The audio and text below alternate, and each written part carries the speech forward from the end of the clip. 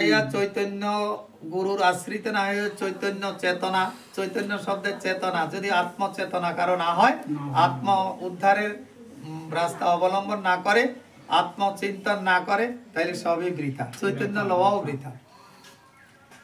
आगे এই মত महाप्रभुर सुखे काल যায় কি রূপে आनंद नित्य ईश्वर दर्शने ना राय एवं स्वरूप शोने जे रस आस्वादन करे সেই কৃষ্ণ কথার রস আস্বাদন করে তার আনন্দ হয়। এই মত মহাপ্রভুর সুখে কাল যায় কৃষ্ণের বিরহ বিকার অঙ্গে নাই আমায়। দিনে দিনে তাই কৃষ্ণের বিরহ বিকার যে আমি যে কৃষ্ণের নিত্য দাস ছিলাম আমি কৃষ্ণের নিত্য দাস তাহা ভুলি গেল সেই দোষে মায়া পিছাসী গলায় বাঁধিল। তাহলে আমি যে কৃষ্ণের নিত্য দাস ছিলাম সেটা সেই কৃষ্ণ কথার राय रामानंद संगे जखन आलोचना है तक ही महाप्रभु विभुर हो जाए भावे जे आमी तो कृष्ण थेके एखन बहुत दूर कृष्णेर पाशे सेटा भक्तदेरके देखानोर जन्य जाए तो महाप्रभुरও সেই বিকার আসতো কিন্তু स्वयं भगवान হয়েও উনি দেখাইতেন জীব শিক্ষার জন্য।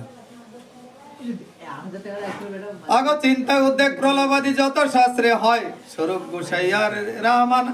হয় स्वरूप गोसाइया रामानंद राय रात्रि दिने करे दोहे प्रभुर सहाय। ताइले कृष्ण कथा आलोचनाय कृष्ण कथा आलोचनाय कृष्ण तत्व जानाय कृष्ण भक्तेर संग करले कि हबो तार विकार बाड़बो उन्माद हये जाबो पागल हइबो सब कृष्ण कृष्ण कोथाय कृष्ण आछे कोथाय साधु गुरु वैष्णव आछे कोथाय नाम कीर्तन हय कृष्ण कथा कखन हय कोन जायगाय हय सेइखाने सेइटार जन्य धाबित थाकबो सब समय। ओई जे তখন কি করতেন স্বরূপ আর রামানন্দ মহাপ্রভুর পিছনে পিছনে যাইতেন কারণ তিনি সেই কৃষ্ণ বিরহে উন্মাদ হইয়া কখনো কখনো মূর্ছিত হইয়া যাইতেন তো মূর্ছা হইয়া পড়িয়া গেলে কে ধরবো স্বরূপ রামানন্দ সব সময় পাশে থাকতেন। এলে কি কোনো কোনো গোসাই লাগে কোনো শিষ্যরা দেখেন পিছনে পিছনে ঘুরে কি যেন সেই যারা নিজের স্ত্রী পুত্র পরিবার এই মায়া মোহ এই জগতের সবকিছু ছাড়িয়া গোসাইয়ের পিছনে যায় তার মানে এই গোসাইয়ের পিছনে কিছু দেখছে তার সেই কিছু আত্মচেতনা হয়েছে এই জন্য কইছে কৈশ্য মাতা কৈশ্য পিতা কৈশ্য ভ্রাতা সহদারা কায়া প্রাণে নাই।